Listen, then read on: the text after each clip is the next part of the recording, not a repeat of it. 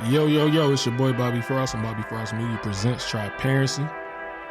I got a couple messages about where the other co-host was at now. Like I said, they've been having a lot of stuff going on with life, so they ain't been getting in to be able to record.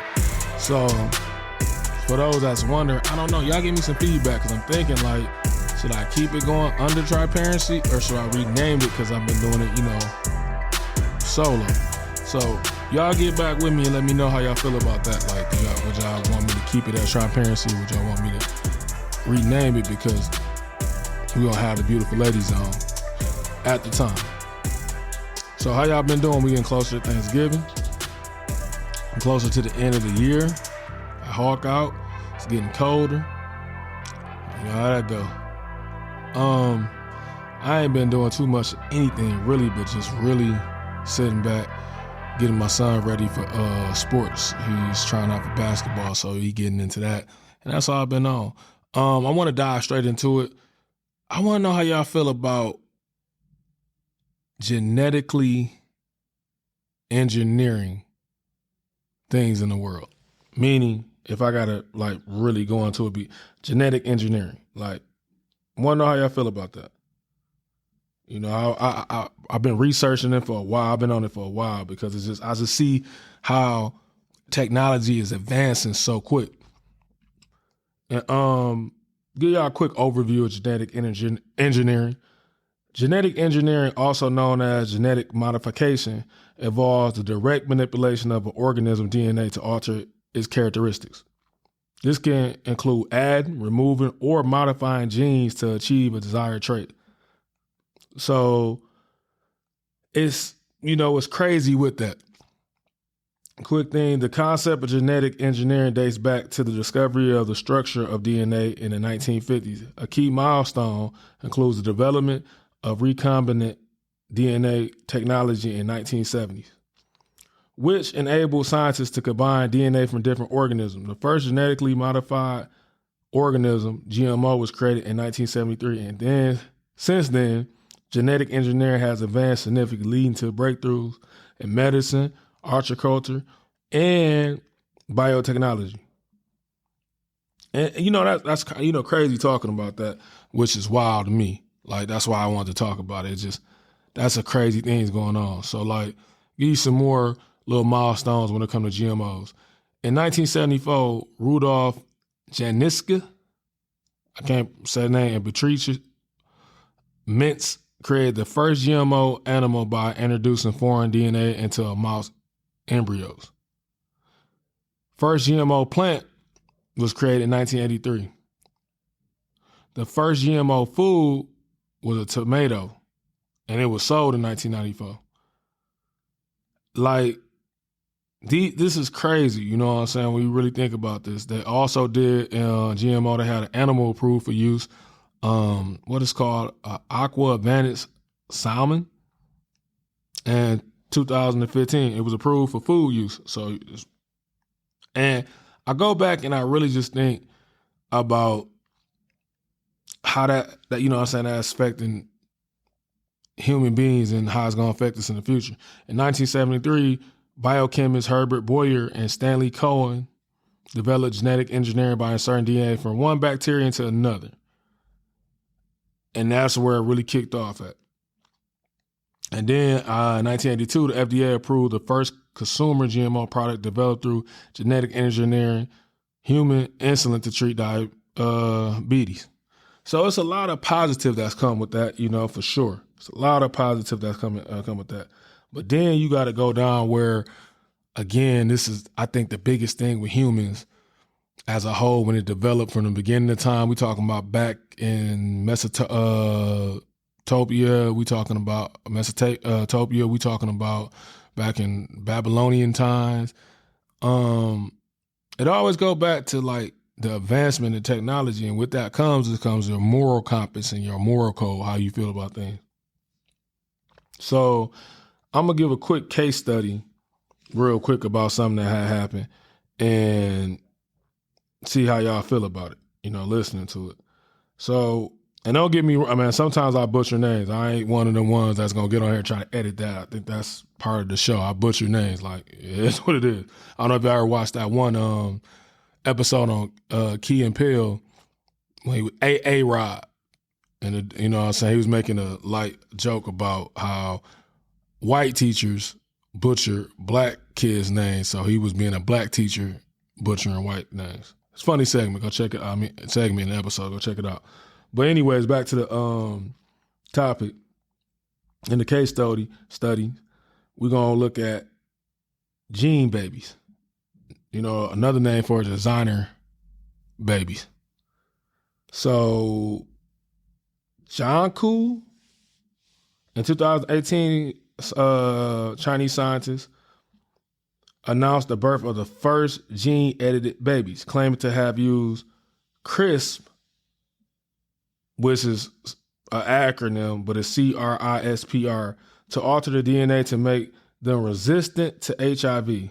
This sparked global outrage due to the ethical concerns about the safety and long-term effect of germline editing, which affects not only the individual, but future generations. So again, like, when you do things like that,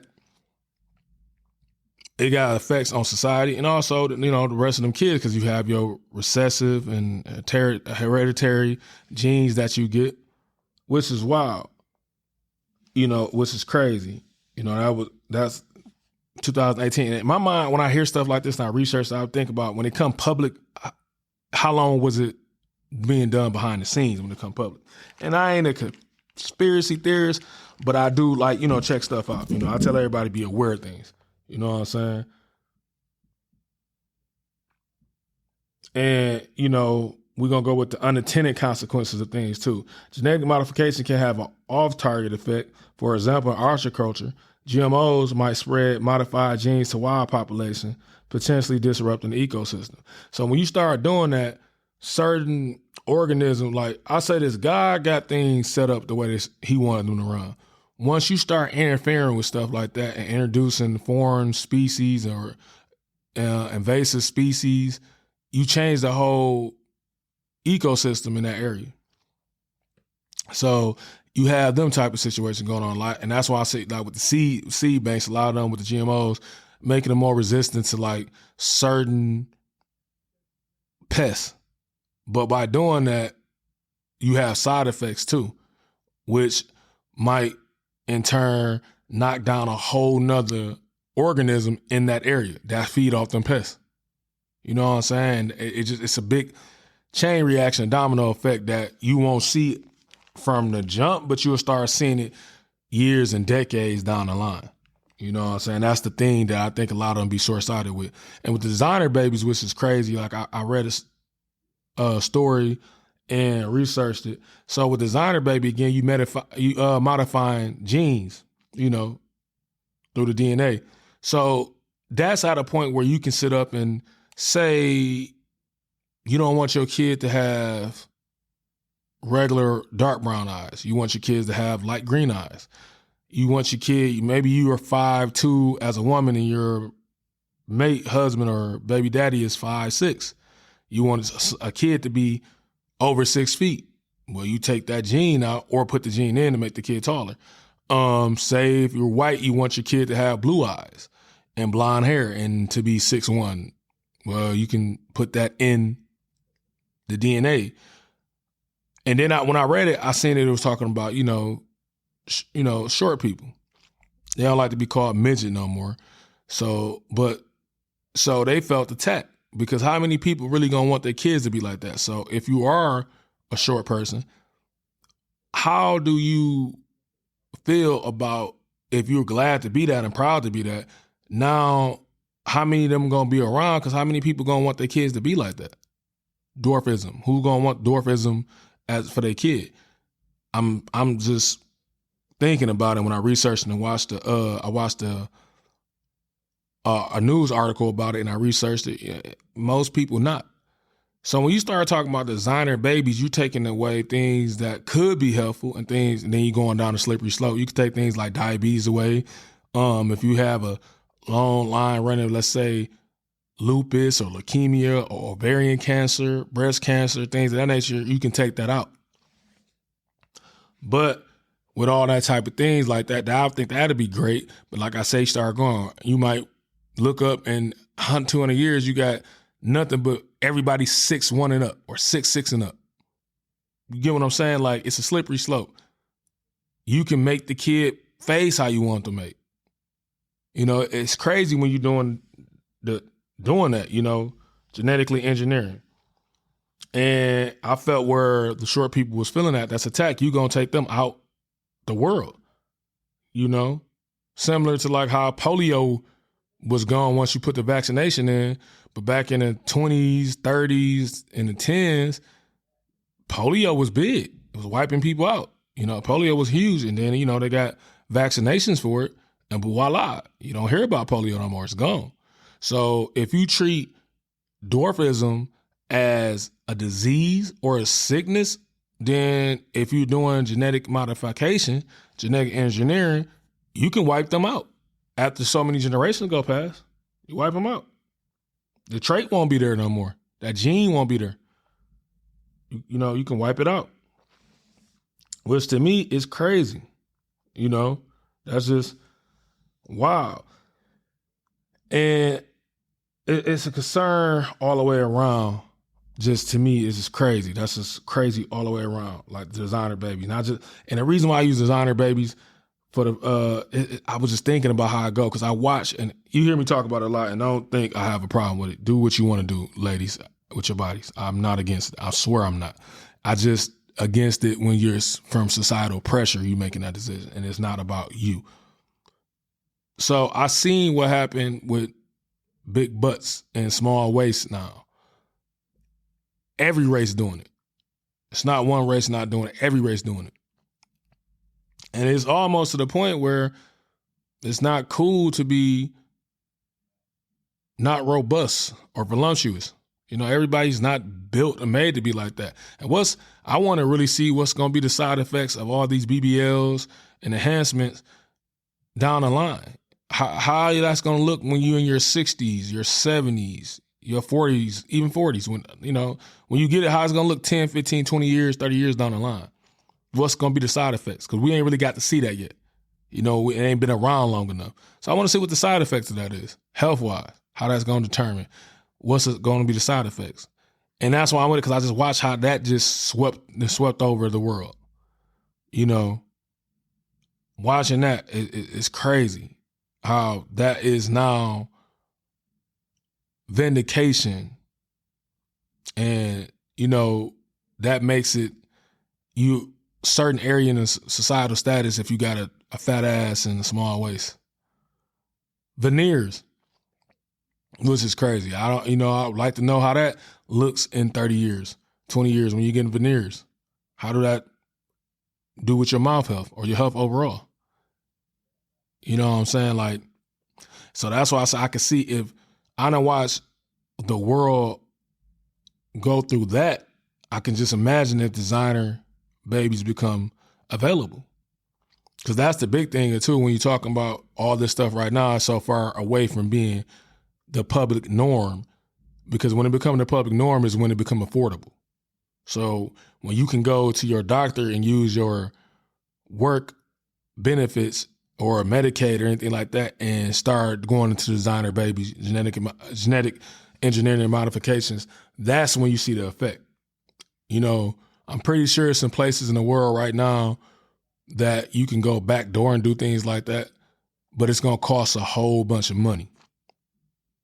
Like it used to be, again, for BBLs or even back in the day when it came to breast jobs. Once it started becoming affordable, you can make payments, you can get on payment plans and things of that nature. That's when it becomes accepted in societal times, you know, in the times. And that's what I'm looking at with this. Like, man, I wonder how that's going to look. And just crazy. Like, for blacks, you know, one of the things, I don't know if anybody ever watched the show by Chris Rock. I want to say it's called Good Hair. But it goes in to show how the black community looks at coarse hair compared to more of a European look where your hair's straight and, you know, long and straight. I seen how that went from back in the day. Women's used to would sit back and you wouldn't even be able to see them getting their hair done, or they had a wig. They wanted to be more what is called natural look. They didn't want you to know it's a wig. Now it's acceptable. Women let you know they switch wigs, without a problem, without a doubt.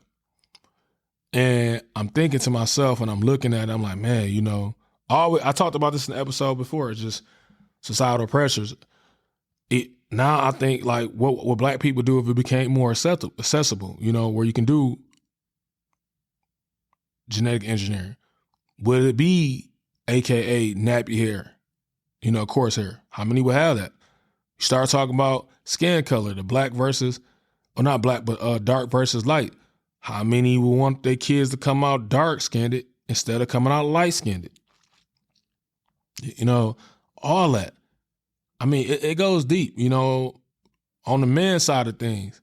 A lot of men love to be in sports. You want to achieve in sports and succeed in sports. And when you don't, a lot of parents, men live out them dreams through their kids. So imagine now, again, I was 5'11", 5'10", 5'9", I felt like if I was 6'6", 6'4", or just a couple more inches, I would have been in the league. Well, I don't want my kid to come out 5'9", 5'10", 5'11". I'm going to sit back and genetically modify his genes to where he could be 6'4", 6'6".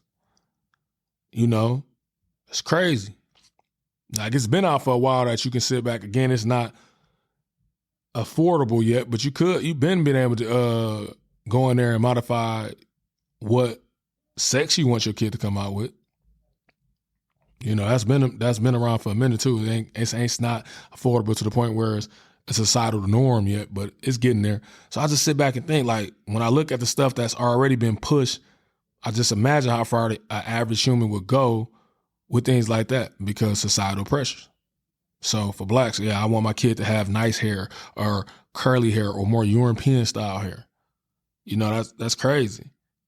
It's wild just thinking about where this might go, or where it's probably, I ain't gonna say where it might go, where it's probably more likely headed to with genetic engineering.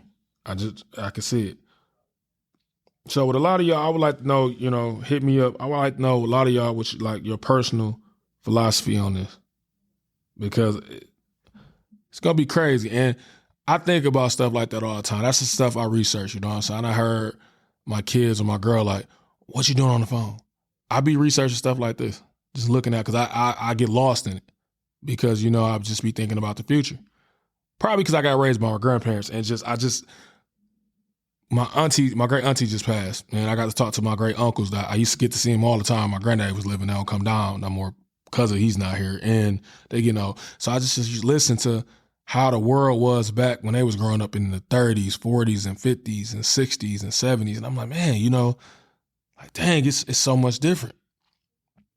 So I sit back like the Jetsons, and I think, what will the world be in 10 more years, 20 more years, 30 more years, or better yet, when I get my granddad age or my great auntie Liz age, or, any of my great uncles or aunties ages, like, I be thinking, like, how will the world be? Because I know my granddad probably dreamed too when he was young growing up. He was born in 1937. I bet he was dreaming then how it was. Dad just came out, the Depression. When he was born in the Great Depression. So hearing, and his great grandmother or grandmother was a slave. So you get what I'm saying? So I just sit back and just contrast how technology advances things, go all the way back to the cotton gin, like how that made that so more able to produce for American to produce cotton-based products. Like, I just sit back and think, like, man, it's crazy. When you go like, and the genetic engineering is crazy. Like, I'm pretty sure they're doing it with chicken already. I done heard it. I ain't ever heard that it's been actually approved, but like that with chickens, chickens being born and becoming an adult chicken in 2 months. because you can speed that process up. So I'm just wondering, like, man, where we gonna be at? It's great to think about, but to me, it's also scary, like real scary to think, like, where we gonna be at with these situations, man. It's like, and like, that's why I said to my listeners, just think about that. How do you feel about genetically engineering organisms? Would you, or I go with this, like autism, dad get wiped out. Dad take that out. It's two sisters that's going viral right now, Bree and Shay. And they like to have autism. I think they do have autism. And that's a lot of people that have autistic family members, and they love them. And I don't think some probably would change it. They probably won't come out and say it, but I think it's some that wouldn't change it, but that'd be done. Like, you could go with the level right now, like on a lower level, how you see people do with dogs, with breeds of dogs, horses, household animals, bullies. Them dogs have a lot of health problems. And all it was is keep breeding dogs with short arms, wide bodies, big heads, short limbs, rather. And you keep breeding them dogs over and over to the same looking dog, and that's what you get. And I see how that didn't caught fire, because it looked cute, but them dogs really be in bad health, hard breathing and things like that, can't really run and stuff like that. They belly's barely off the ground, and people think it's cute. I even flipped that. I said, what if it gets to a point where you got really wealthy people thinking that having a kid with dwarfism is cute, and they start making that happen. Like, it's, man, the rabbit hole for this is so far deep once you get to thinking about it. That's why I'm challenging my listeners to really think about that. Go research it. Designer babies, or GMOs, or genetically modifications, or, genetically engineering. Just to go look at it. It's crazy, man. It's really wild thinking about that. Like, just, man, you might want your kid to be a swimmer, so you take out certain things that would keep them from swimming. You want their body to be more lean. What if you like a crazy weightlifter and you want your kids to be a weightlifter? Well, you start taking out certain genes, or putting in certain genes, to make that happen. I always said this about men, and like, a lot of men ain't gonna come out and say it. They do it anonymously, but one of the big things about porn when it comes to men was, the size of another man's penis. And you don't hear too many porn stars. If it's a male porn star, like I talked about this before in the past episode, if it's a male porn star, he's known for how big his penis is. So a lot of men won't come out and say it, but if it was some type of way to modify their package safely, or seem safely with just, a minimum side effects, men's will be doing it too. Don't let nobody get away with that one too. Like, man, like I said, I talk about the BBLs because it's more in your face, and it's more things for women when it comes to things. But if that was for men, yeah, man, do it. So you even go to that craziness. Like, I think it would be guys and men's, genetically modifying their kids to come out with a big butt, small waist. If a woman really felt like that was acceptance, well, she'll want her kid to be like that. What I have to go do a BBL. That's acceptance. It's just, it goes deep, man. It goes deep. It's wild how deep that can go. But yeah, just, again, listeners, y'all tell me what would be your ethics about this. You know what I'm saying? Let me know what your ethics would be about this, and give me some feedback. You know what I'm saying? That's how I look at it. So yeah, I'm about to get out here. I just listened to that new Kendrick Lamar. I like it. I like the new Kendrick Lamar, the GNX, Grand National, and I like it. I like it a lot, man. What I like about it, it got a West, which it would have to be, but it got a West Coast vibe. But it got a lot of West Coast rappers I had never heard. I had to go Google them, look through the song credits, and see who this was, and go Google and he put on for his, his city. That was dope. Nice album. You know what I'm saying? If you into the West Coast type sound, it's a really nice album. I can say that it's a nice album. So again, man, y'all holla at your boy, Bobby Frost Media on all social medias. Rob or Die 810 on Twitch. Come tap in with your boy. Don't be scared. No, get rocked. Go get rocked, man. Tap in. You know what I'm saying? I'm playing it all. I'm about to get back on my college, college football. But yeah, get rocked, man. Rob or Die 87 on IG too. You know what I'm saying? Come tap in, get rocked. You know, I'm on 2K and y'all got y'all teams ready. Come holler at me. We can get it in. You know what I'm saying? Again, I appreciate everybody that tune in, all the listeners, all the downloads, all the likes, all the comments. Keep running numbers up. I appreciate it. And I'm out.